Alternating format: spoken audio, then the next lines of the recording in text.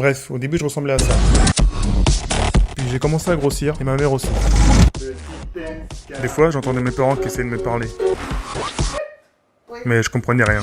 Ils ont commencé à s'équiper. Ils ont acheté une commode, une table à langer, une balancelle, un tabouret, un boulier, un berceau, une poussette, un lit parapluie, un coffre à jouets, un petit train, une poubelle pour mes couches, un singe peluche, un ours peluche, beaucoup de peluches, un siège auto, un poste de radio, des couches, beaucoup de couches.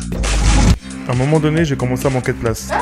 Alors j'ai commencé à donner des coups, Je l'ai senti bouger. et ça faisait rigoler ma mère. Oh là là, excellent. Alors je donnais des coups, et encore des coups. Waouh.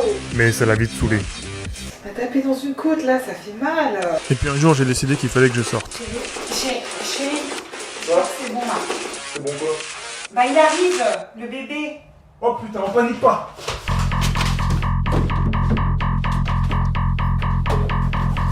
C'est parti!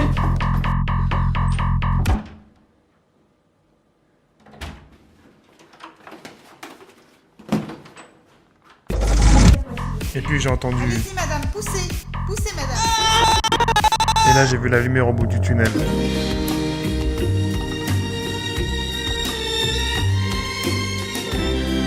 En sortant j'avais froid, j'étais sale, j'avais faim, j'étais à poil. Alors j'ai fait la seule chose que je savais faire.